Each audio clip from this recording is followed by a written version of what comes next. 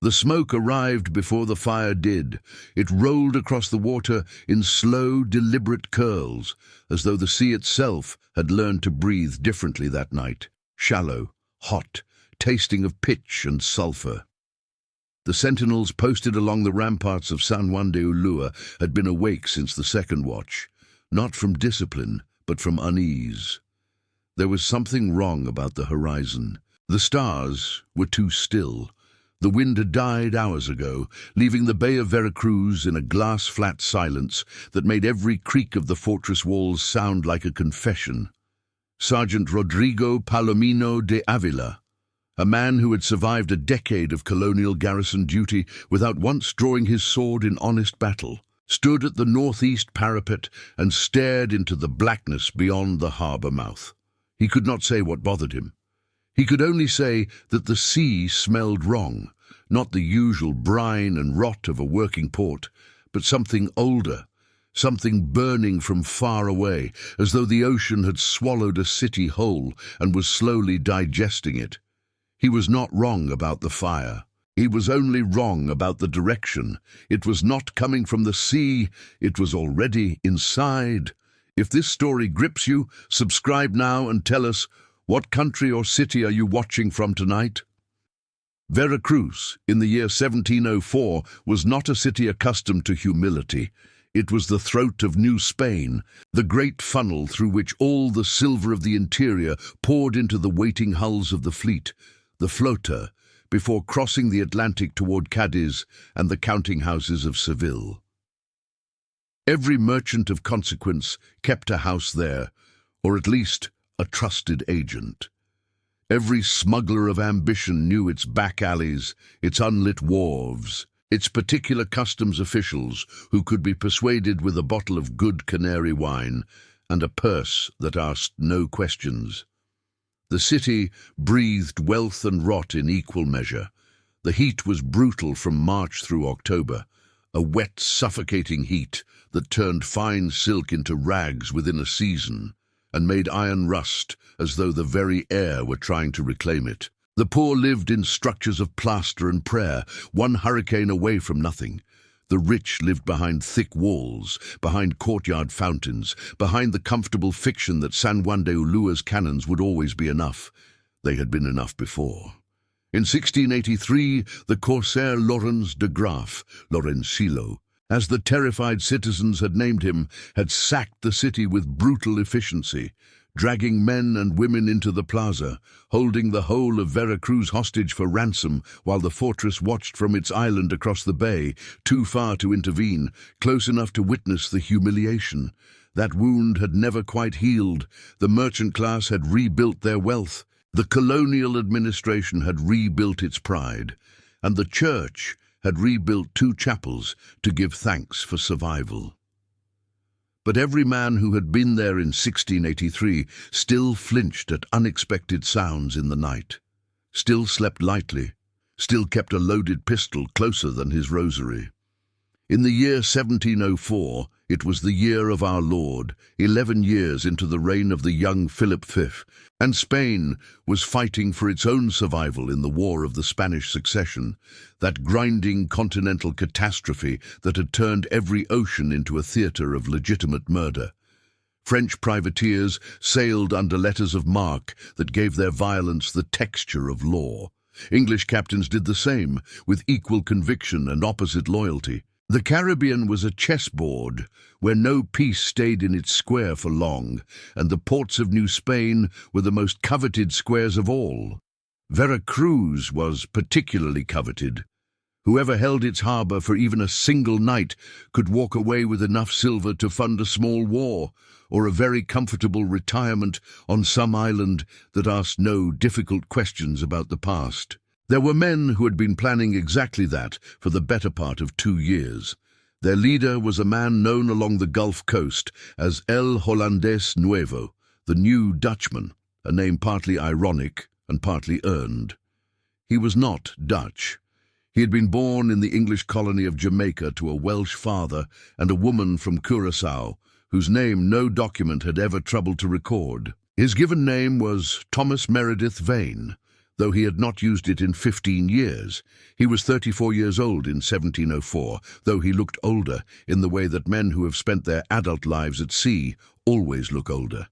Skin the color and texture of old sail canvas, eyes that had developed the permanent squint of someone perpetually scanning distance for danger. He stood just under 6 feet, lean in the manner of sustained hunger rather than deliberate discipline, and he had the particular stillness of a man who had learned that movement announced intention, and intention aboard a ship or in a negotiation was a weakness. He had 3 ships.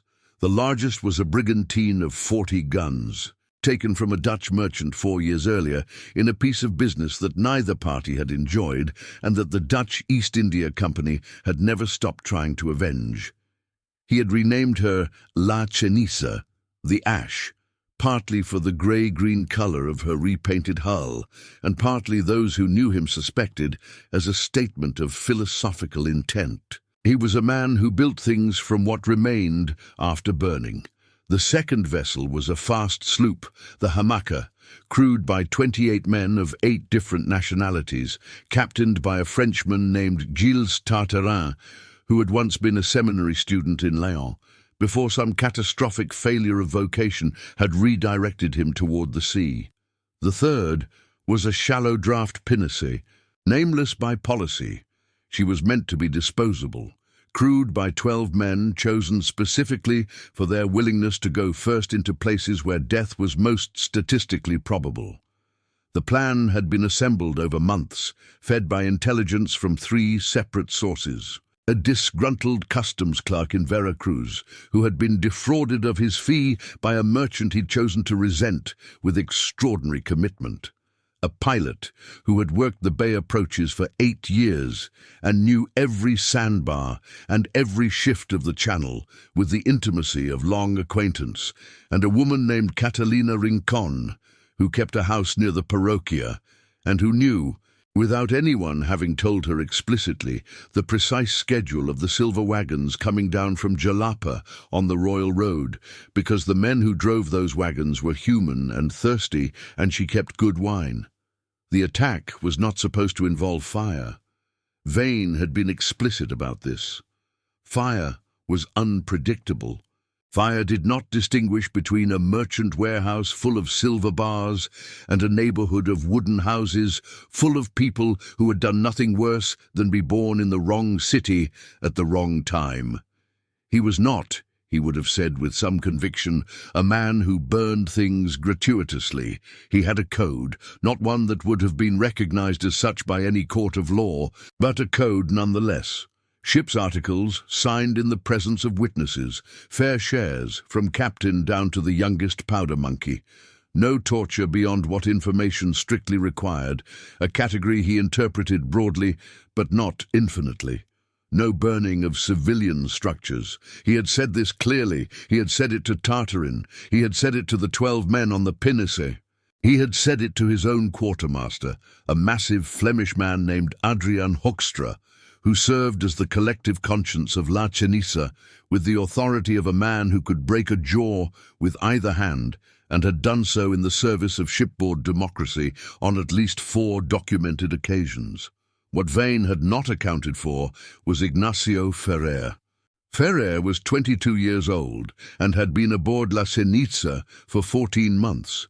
He was a Canary Islander by origin, a sailor by accident, and a pyromaniac by inclination.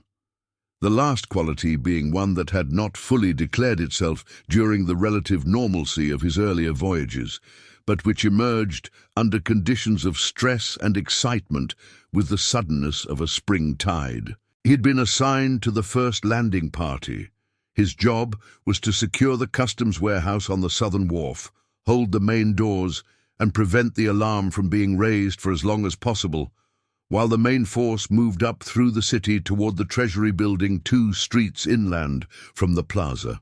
Instead, at some point between the landing and the first objective, Ferrer had encountered a torch, a stack of sail canvas belonging to a shipping merchant named Esteban Cordobes, and approximately 30 seconds of unsupervised decision-making. The canvas caught immediately. the warehouse wall behind it caught within the minute. The warehouses on either side, packed with goods waiting for the next fleet, with barrels of provisions, with bales and crates, and the accumulated commerce of a colonial entrepot, began to burn with the thoroughness that only properly stacked cargo can achieve. Vane saw the glow from the deck of La Chenitza, still anchored outside the harbour mouth, and knew immediately that everything had changed. He ordered the longboats in the water in 4 minutes. He was in the first one himself, which was not the plan. The captain was supposed to remain with the ship, a standard precaution that he had agreed to during the planning phase, with the same firm and immediate intention of violating it that he applied to most agreed precautions. Hoekstra watched him go from the rail with the expression of a man calculating whether argument was worth the energy and concluding, not for the first time, that it was not. The harbour of Veracruz, by the time Vane's longboat reached the inner wharves, was a theatre of contained chaos. The fire had spread to 3 warehouses and was threatening a 4th. Men ran in the directions that frightened men always run, away from the specific danger and directly into the paths of other frightened men running from slightly different directions. The bells of the parochia were ringing the alarm. Somewhere farther inland, a drum had begun beating the tocsin rhythm that was supposed to summon the militia, though the militia in Veracruz in 1704 was a concept more fully realized in administrative documents than in actual mustered personnel. Vane's landing party hit the southern wharf and split into 3 groups by prior agreement.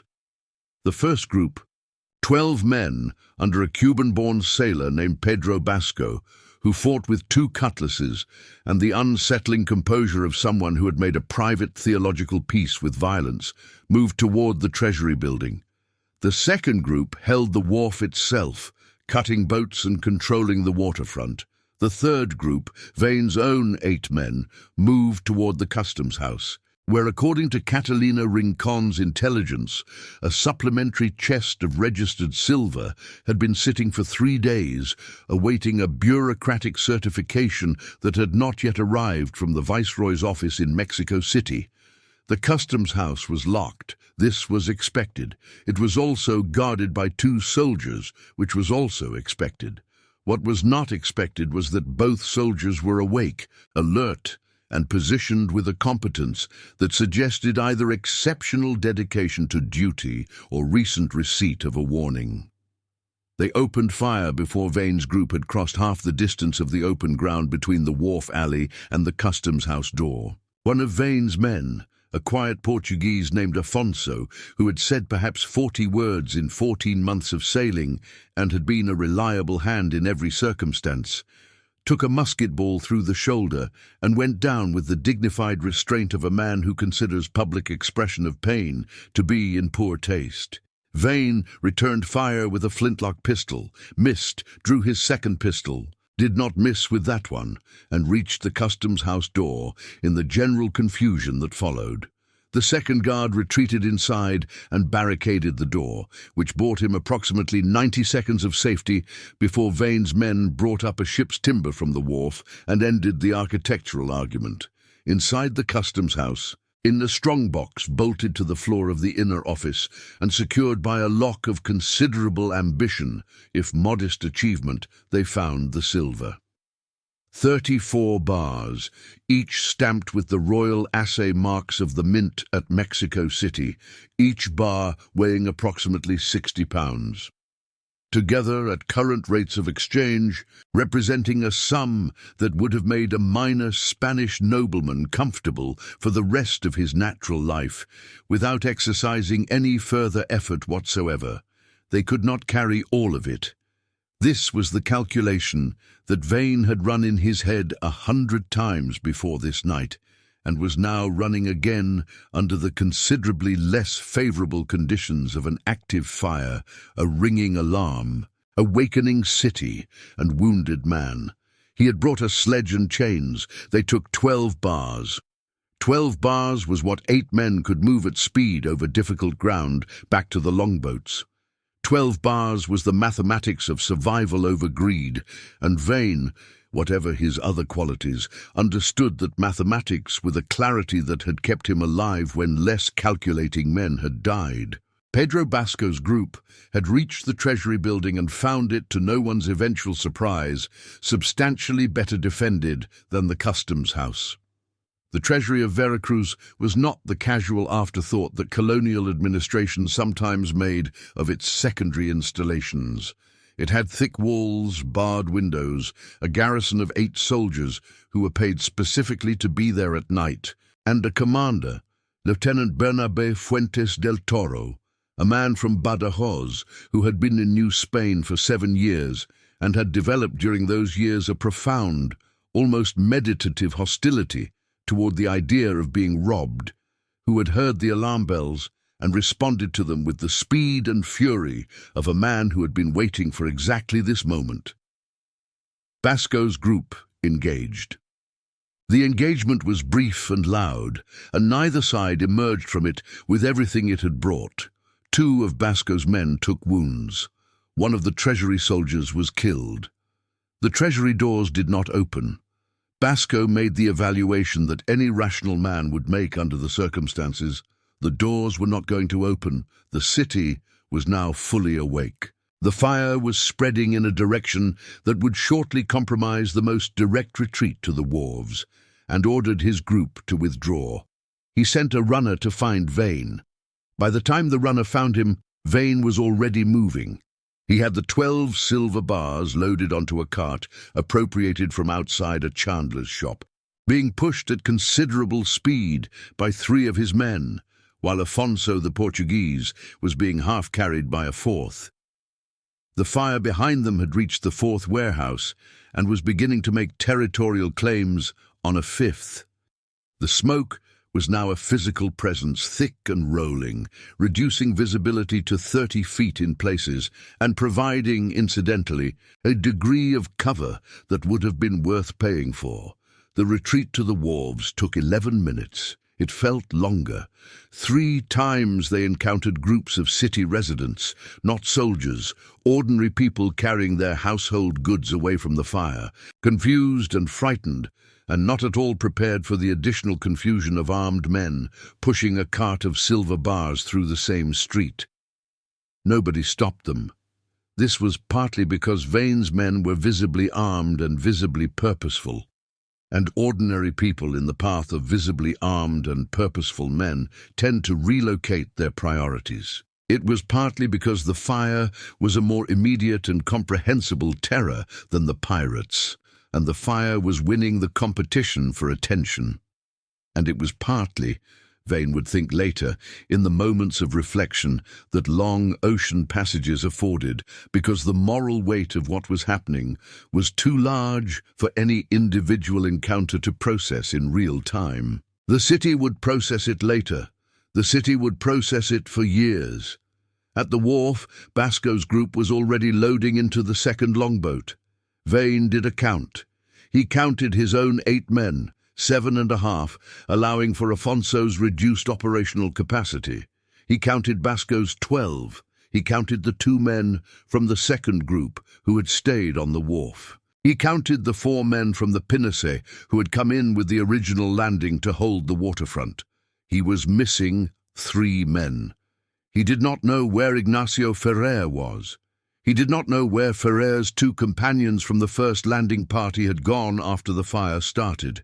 He had sent a man to look for them during the retreat, and the man had come back empty-handed, having found only smoke and a burning warehouse, and no trace of 3 sailors who had, in approximately 30 seconds of poor judgment, changed the entire character of the night. Vane stood at the wharf edge for 45 seconds. He counted them, because 45 seconds was the rational maximum he could give himself before the mathematics of survival dictated departure, and stared into the smoke-filled streets of Veracruz. The fire was enormous now, the reflected light of it painting the harbor water in shades of amber and red. The bells were still ringing. Somewhere a cannon fired from San Juan de Ulua, a warning shot, a signal, an act of institutional panic, and the ball went into the sea 300 yards north of where he stood, without harming anything except the collective composure of every man present. He got into the longboat. He gave the order to row. Of the 3 missing men, one, a sailor from Tenerife, whose name appeared in no ship's articles because he had joined the crew informally at a Campeche anchorage 6 weeks earlier, was found 3 days later by Spanish authorities in a canfield 4 miles south of Veracruz, hiding in a manner that suggested significant guilt and limited geographic knowledge. He was arrested, interrogated, and eventually transferred to Mexico City for trial. He gave up a substantial amount of information, none of it precisely accurate, in exchange for considerations that were not ultimately honored. He was hanged in the capital the following spring. The second man was never found. Ignacio Ferrer, the man who had started the fire, was also never found. Not by Spanish authorities, not by Vane, not by anyone whose account survived in any record. He simply ceased to exist as a traceable entity, somewhere in the smoke and flame and chaos of the night he had created, swallowed by the city he had partly destroyed. The fire burned for 9 hours.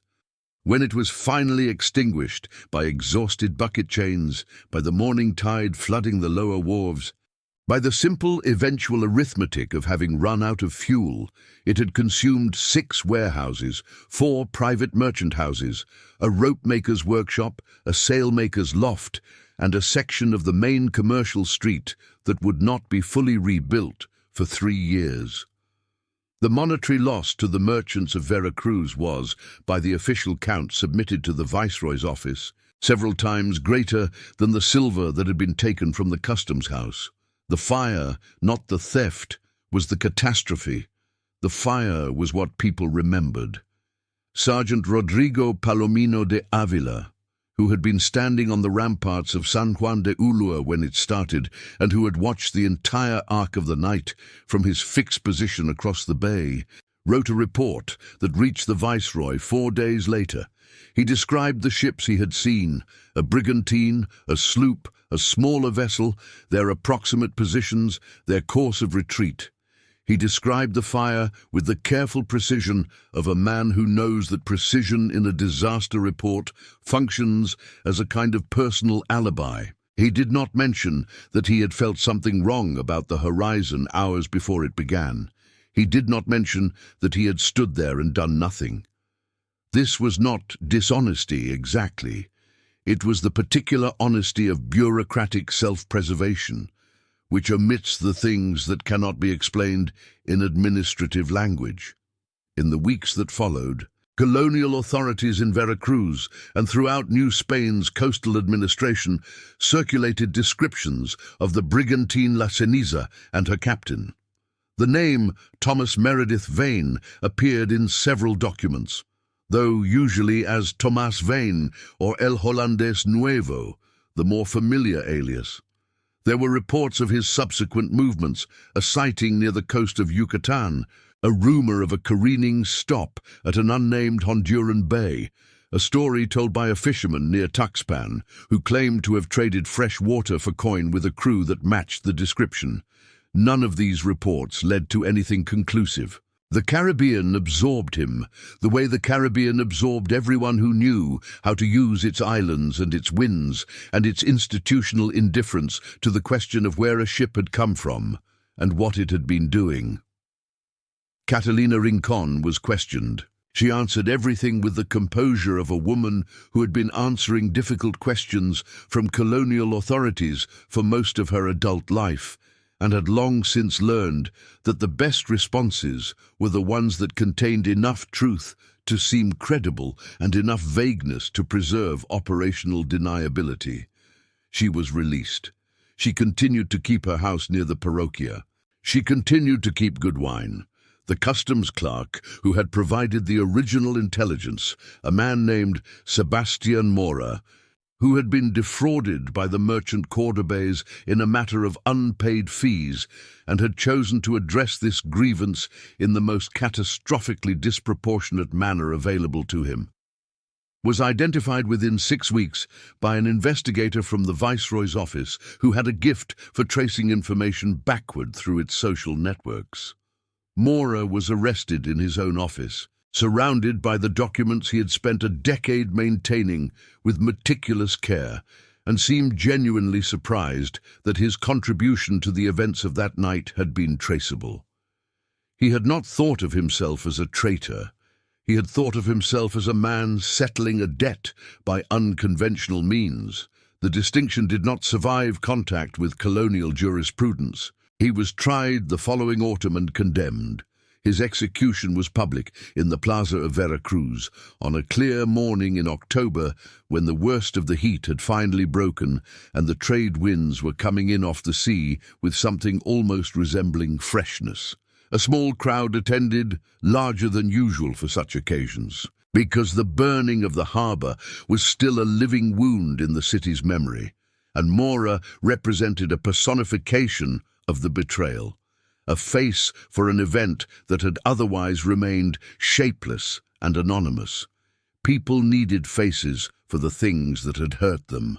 Mora provided one. The 12 silver bars were never recovered.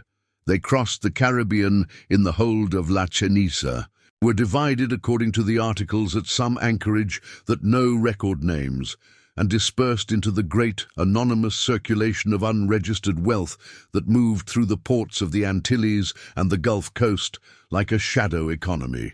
Present everywhere and documented nowhere, some portion of that silver may have ended in the coffers of Port Royal merchants. Some may have bought provisions in Tortuga. Some almost certainly travelled further, to London counting houses, Amsterdam exchanges, the intricate financial networks of a war-torn Europe where money with no questions attached was simply money. The 40 men and women who disappeared that night, 37 residents of Veracruz and 3 members of Vane's crew, became, in the city's collective memory, a single number, 40. The specificity of the count was part of its weight. It was precise enough to feel like knowledge and vague enough to leave room for everything that knowledge could not contain. People said 40 for the rest of that decade, and then the next generation said 40 as well, not entirely sure anymore what it referred to.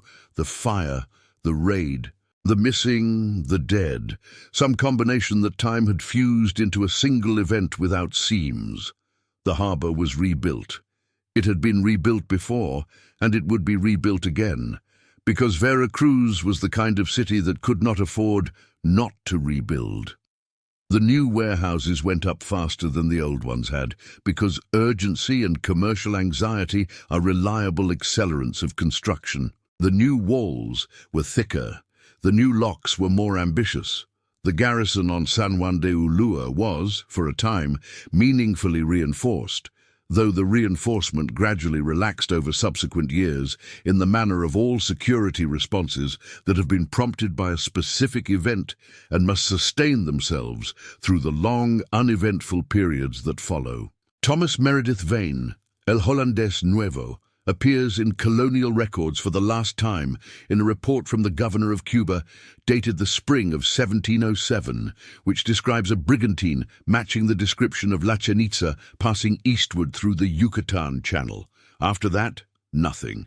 He may have retired, he may have been killed in some unrecorded engagement. He may have changed ships and names and continued operating under an alias that no subsequent researcher has connected to the man who stood on a burning wharf in Veracruz in the early hours of a September morning in 1704 and counted 45 seconds before giving the order to row. In the ruins of one of the burned warehouses, the first one, the one Ignacio Ferrer had started, belonging to the merchant Esteban Cordobés, workers clearing the debris 3 weeks after the fire found a canvas bag wedged beneath a collapsed beam.